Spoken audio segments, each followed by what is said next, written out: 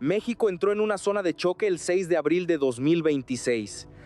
No fue una mañana difícil, fue una demostración de fuerza. Carreteras clave amanecieron bloqueadas. Accesos estratégicos quedaron cerrados y 21 estados sintieron el impacto de una parálisis que no parecía improvisada. Lo que a simple vista podía venderse como una protesta sectorial, para Claudia Sheinbaum tenía otro significado. No estaba viendo una simple presión social. Estaba viendo el primer gran pulso político contra su presidencia. Y allí comenzó todo. Porque mientras el país intentaba entender quién bloqueaba las vías y por qué, Sheinbaum leyó el momento desde otro ángulo. El tiempo del operativo, justo después de Semana Santa, no era menor. La magnitud tampoco. Y el contexto político lo volvía todavía más sospechoso. Su gobierno impulsaba dos reformas de gran alcance, una electoral y otra de salud, mientras al mismo tiempo avanzaba la presión judicial sobre Alejandro Alito Moreno, líder nacional del PRI.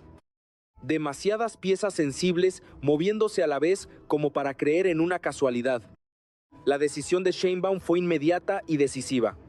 No comprar la narrativa del reclamo espontáneo, no abrir una negociación dictada por el caos, no tratar el bloqueo como un conflicto aislado. Su lectura fue más dura y más arriesgada. Detrás del megabloqueo podía estar actuando una vieja lógica de poder, la de provocar inestabilidad para forzar concesiones desde arriba. Ese punto cambia por completo la historia. Porque si la presidenta aceptaba sentarse a negociar bajo presión, el mensaje habría sido devastador. Habría confirmado que bloquear al país seguía siendo una herramienta útil para doblar al poder federal. Pero si resistía, el enfrentamiento dejaba de ser carretero y se convertía en una batalla por la autoridad política del nuevo gobierno. Sheinbaum eligió resistir. Y esa elección convirtió una crisis de tránsito en una confrontación nacional sobre impunidad, control territorial y capacidad de mando. Lo que estaba en juego ya no era solamente liberar autopistas, era definir si la nueva presidencia iba a gobernar bajo chantaje o iba a romper con ese método de presión heredado del viejo sistema. La pregunta entonces dejó de ser quién cerró las rutas. La verdadera pregunta pasó a ser otra: ¿a quién intentaban salvar? Y para responderla, hay que mirar el núcleo del poder que empezó a temblar al mismo tiempo que México se detenía. Para entender por qué Claudia Sheinbaum interpretó el megabloqueo como una ofensiva política y no como una protesta legítima, hay que reconstruir el mapa de poder en el momento exacto en que ocurrió. No era un escenario neutral, era un terreno altamente cargado de tensiones acumuladas, reformas en curso y amenazas latentes para actores clave del antiguo sistema político mexicano. En ese momento, la presidenta no solo contaba con un nivel de aprobación superior al 70%, sino que también estaba empujando dos reformas estructurales que tocaban intereses profundos. La primera, una reforma electoral destinada a reconfigurar el sistema de partidos y reducir el poder de las cúpulas tradicionales. La segunda, la creación de un sistema nacional de salud con aspiración universal, que implicaba redirigir recursos, eliminar intermediarios y debilitar redes clientelares históricas. Estas dos iniciativas no solo eran ambiciosas, eran disruptivas. Y eso colocaba a múltiples actores políticos en una posición defensiva. El PRI, particularmente, enfrentaba una crisis interna severa, no solo por su desgaste electoral, sino por el peso creciente de investigaciones que apuntaban directamente a su dirigencia nacional. En el centro de esa tormenta estaba Alejandro Alito Moreno. Su situación no era simplemente incómoda, era crítica. El proceso de desafuero en su contra avanzaba con velocidad inusual en la Cámara de Diputados, lo que significaba que estaba a punto de perder la protección legal que lo mantenía fuera del alcance pleno de la justicia. Ese dato es clave, porque cuando un líder político está a punto de perder el fuero, no solo se juega su libertad, se pone en riesgo toda la red que lo sostiene. Y es aquí donde el megabloqueo adquiere una dimensión completamente distinta. Las organizaciones que convocaron la movilización, como la Alianza Nacional de Transportistas y el Frente Nacional para el Rescate del Campo Mexicano, afirmaban representar a sectores amplios, Pero esa narrativa empezó a desmoronarse rápidamente cuando las principales cámaras del transporte y de la industria se deslindaron públicamente. Concamín, Ganayar, AMDA y otras estructuras reales del sector dejaron claro que no respaldaban el paro. Eso cambia la lectura de fondo. Porque si los actores que realmente mueven la economía no participaron, entonces, ¿quién movilizó los bloqueos? La respuesta empieza a apuntar hacia operadores políticos. Las investigaciones internas del gobierno comenzaron a identificar vínculos entre los organizadores del megabloqueo y figuras asociadas tanto al PRI como al PAN. Nombres específicos emergieron como parte de una red que no actuaba de forma espontánea, sino coordinada. El objetivo no era solamente generar presión social, era construir una narrativa de ingobernabilidad en un momento políticamente crítico. Y ese momento coincidía exactamente con el avance del proceso contra Alito Moreno. Aquí es donde Claudia Sheinbaum realiza su lectura estratégica más importante. No separa los hechos, los conecta. Un país paralizado, una oposición en riesgo, un líder político al borde del desafuero. No eran eventos aislados, eran piezas de un mismo movimiento. Bajo esa lógica, el megabloqueo deja de ser una demanda sectorial y pasa a ser un instrumento, un mecanismo de presión diseñado para obligar al gobierno a negociar, y en el centro de esa posible negociación, según esta lectura, no estaban las tarifas ni los combustibles. Estaba la supervivencia política de una figura clave del viejo régimen. Eso redefine completamente el conflicto, porque ya no se trata de resolver una protesta, se trata de decidir si el Estado responde o cede ante una estrategia de presión estructurada. Y en ese punto, Sheinbaum no solo enfrentaba a grupos movilizados, estaba enfrentando una forma de hacer política que había dominado durante décadas. La siguiente pregunta era inevitable. Si esto era un pulso de poder, ¿quién iba a escalar primero? La escalada no tardó en llegar. Y cuando llegó, dejó claro que el conflicto ya había cruzado un punto sin retorno. Claudia Sheinbaum decidió no diluir la tensión. La amplificó. En su conferencia del 7 de abril, en lugar de suavizar el discurso, lo endureció. No habló de negociación. No habló de comprensión, habló de responsabilidad política y lanzó una frase que reconfiguró todo el tablero, no importa de qué partido seas.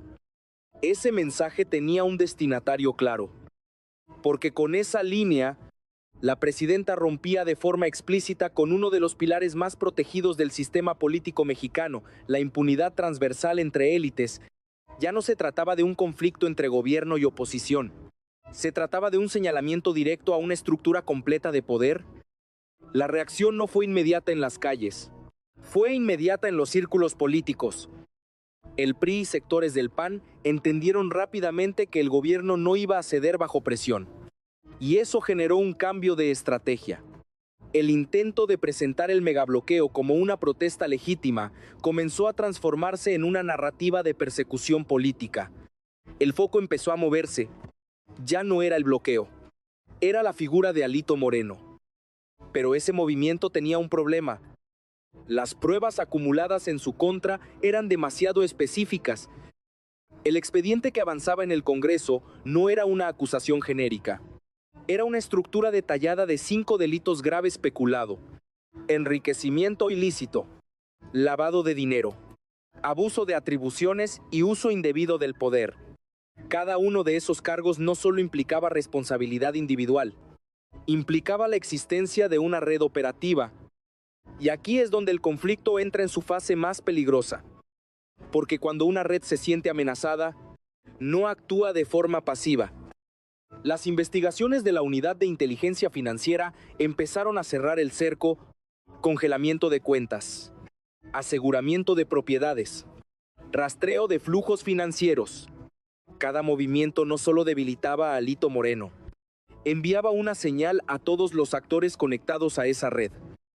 El tiempo se estaba agotando. La fecha límite del 30 de abril para resolver el desafuero se convirtió en una cuenta regresiva política. Y en ese contexto, El megabloqueo empezó a verse como lo que realmente era dentro de esta narrativa, una jugada anticipada, un intento de alterar las condiciones antes del golpe final. Eso explica algo clave. La confesión de uno de los líderes del movimiento, David Esteves Gamboa, quien calificó la movilización como una prueba piloto. No fue un error menor, fue una grieta en la narrativa, porque si era una prueba, entonces había un plan más amplio en construcción, un ensayo de presión, un test para medir la capacidad de respuesta del gobierno y, sobre todo, una forma de evaluar hasta qué punto la sociedad toleraría una escalada mayor. Pero la jugada no salió como esperaban. La falta de respaldo de las principales organizaciones del transporte debilitó la legitimidad del movimiento. La exposición de vínculos políticos erosionó su credibilidad.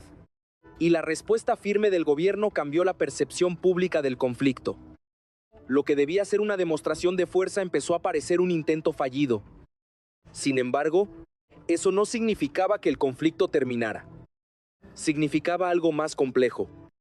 Que ambas partes habían mostrado sus cartas y que el siguiente movimiento ya no sería táctico, sería estratégico.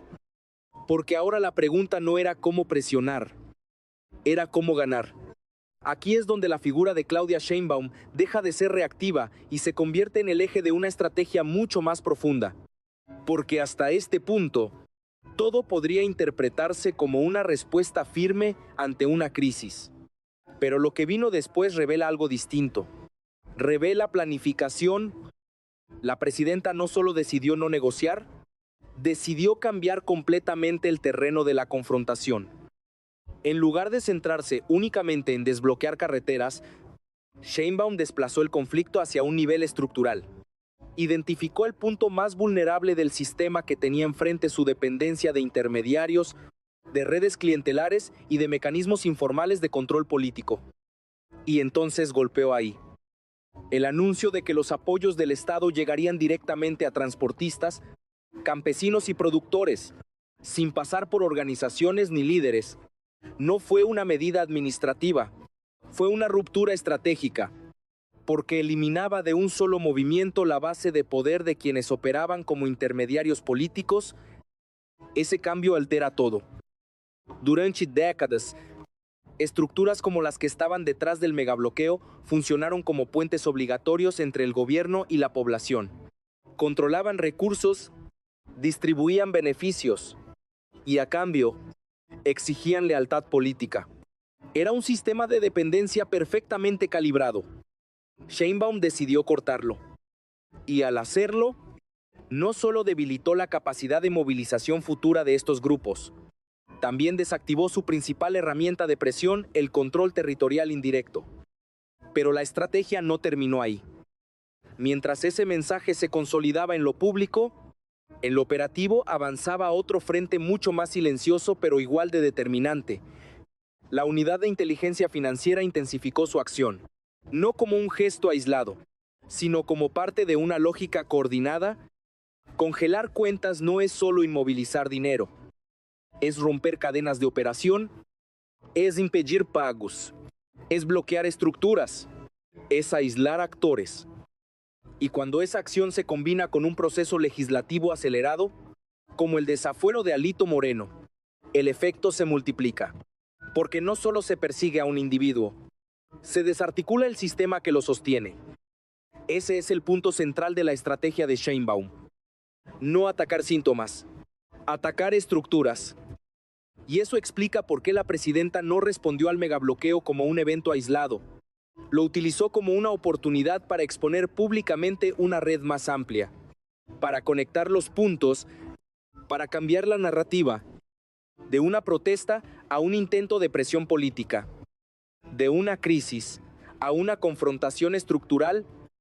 Además, hay un elemento clave que refuerza esta estrategia: el capital político. Con un nivel de aprobación alto, Sheinbaum tenía margen para tomar decisiones de alto costo en el corto plazo. Resistir presión social, mantener una postura dura, evitar concesiones. Todo eso implica riesgo, pero también permite consolidar autoridad si la apuesta sale bien. Y hasta ese momento, La apuesta estaba funcionando. El megabloqueo no logró forzar una negociación, no detuvo el proceso judicial, no generó un quiebre interno en el gobierno. Por el contrario, terminó exponiendo a sus organizadores y reforzando la narrativa oficial. Eso cambia el equilibrio de poder, porque ahora la oposición no solo enfrenta una investigación, enfrenta a un gobierno que ya anticipó su método y que ha comenzado a desmontarlo pieza por pieza. La gran pregunta entonces se desplaza nuevamente. Si el viejo sistema pierde sus herramientas tradicionales de presión, ¿qué le queda? Y más importante aún, ¿cómo responderá ante una estrategia que no solo resiste, sino que avanza? Las consecuencias de esta confrontación no tardaron en expandirse más allá del conflicto inmediato. Lo que comenzó como un megabloqueo terminó desencadenando un efecto dominó dentro del sistema político mexicano. Y en el centro de ese proceso, la estrategia de Claudia Sheinbaum empezó a redefinir no solo el presente, sino también el futuro del equilibrio de poder. La primera gran consecuencia fue el aislamiento progresivo de Alejandro Alito Moreno. El cerco no solo era judicial, era político. A medida que avanzaban las investigaciones y se consolidaban las acciones de la Unidad de Inteligencia Financiera, su figura dejó de ser un activo y comenzó a convertirse en un riesgo para su propio partido. Ese cambio es crucial, porque cuando un liderazgo deja de proteger y empieza a comprometer, las lealtades se fracturan. Dentro del PRI, comenzaron a surgir tensiones internas. Sectores que antes defendían a su dirigente empezaron a tomar distancia, no necesariamente por convicción, sino por supervivencia.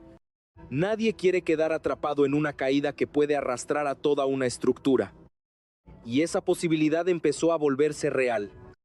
La eventual pérdida del fuero y un posible proceso judicial contra Alito Moreno no solo implican el fin de su carrera política, implican la exposición de una red completa. Contratos, operadores, flujos financieros, decisiones administrativas. Todo puede salir a la luz. Eso genera un efecto expansivo porque el miedo deja de ser individual y se vuelve colectivo. El PAN, aunque no directamente afectado por el proceso judicial, también empezó a recalcular. Los vínculos detectados entre algunos de sus miembros y la organización del megabloqueo los colocaron bajo una nueva presión. Ya no podían moverse con la misma libertad. Cada acción comenzaba a ser observada bajo una lupa más estricta. La oposición, en conjunto, entró en una fase de incertidumbre. Su primera gran ofensiva había fallado. Y lo que es más importante, había sido expuesta. Eso limita sus opciones. Una escalada más agresiva implicaría mayores riesgos. Pero retroceder significaría ceder terreno político frente a un gobierno que ha demostrado capacidad de respuesta. Es un dilema estratégico sin salida fácil. Mientras tanto, del lado del gobierno, la posición de Sheinbaum se fortalecía. No solo por haber resistido la presión, sino por haber convertido el conflicto en una oportunidad para consolidar su narrativa central, la lucha contra la corrupción como eje de legitimidad política. Ese punto es clave, porque en lugar de desgastarse en una crisis, el gobierno logró capitalizarla. La idea de que nadie está por encima de la ley dejó de ser un discurso y comenzó a materializarse en acciones concretas. Congelamiento de activos, procesos legislativos acelerados, exposición pública de redes de poder. Todo eso construye credibilidad. Y en política, la credibilidad es poder. Además, el mensaje hacia otros actores del sistema fue claro. Gobernadores, legisladores, exfuncionarios. Todos entendieron que el margen de impunidad se estaba reduciendo, que el costo de ciertas prácticas podía volverse real. Eso modifica comportamientos, reduce riesgos de confrontación directa, aumenta la cautela y, en algunos casos, abre espacios para nuevas alianzas o reconfiguraciones internas. Sin embargo, este nuevo escenario no está exento de peligros, porque cuando un sistema empieza a desmantelarse, las reacciones pueden volverse impredecibles. Se replegará la oposición, buscará nuevas formas de presión, intentará reconstruirse desde otra narrativa. Y más importante aún, ¿podrá el gobierno sostener este ritmo de confrontación sin generar nuevas tensiones sociales? La historia aún no está cerrada. Pero algo ya es evidente. El equilibrio político de México ya no es el mismo. Y lo que ocurra en las próximas semanas podría definir no solo el destino de un líder, sino el de todo un sistema. Lo que estamos viendo no es un episodio aislado, es un punto de inflexión. Y Claudia Sheinbaum lo entendió antes que nadie. Porque al final, esta no era una crisis de carreteras, era una prueba de poder. Una medición directa entre un nuevo modelo de gobierno y los mecanismos tradicionales de presión política que durante años definieron la relación entre el Estado y las élites. Y en esa prueba, la presidenta tomó una decisión que marcará su sexenio. No ceder. Ese gesto, que en el corto plazo implicaba riesgo, en el mediano plazo redefine completamente las reglas del juego. Porque rompe una expectativa histórica, la de que todo conflicto masivo termina en negociación, en acuerdos discretos, en concesiones silenciosas. Aquí no ocurrió eso.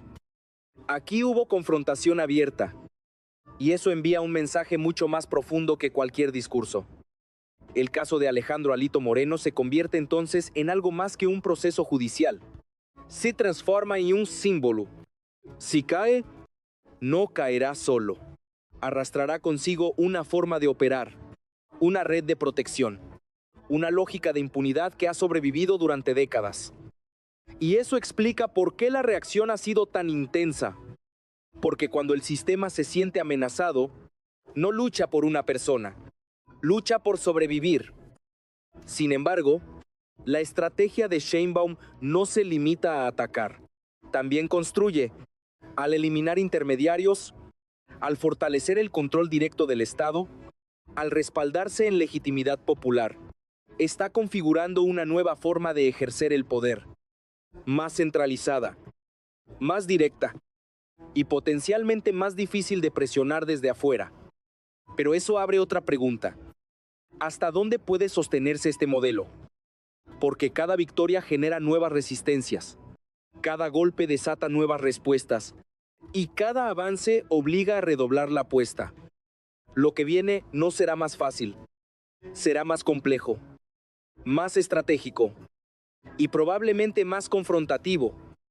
Si has llegado hasta aquí, es porque entiendes que esto no es solo política, es historia en tiempo real. Suscríbete para seguir cada movimiento, porque lo que ocurra después puede cambiarlo todo. Y si crees que este tipo de análisis ayuda a ver lo que otros no muestran, compártelo. México no está viviendo una crisis. Está redefiniendo su equilibrio de poder y en el centro de esa transformación, una decisión lo cambió todo. La decisión de no ceder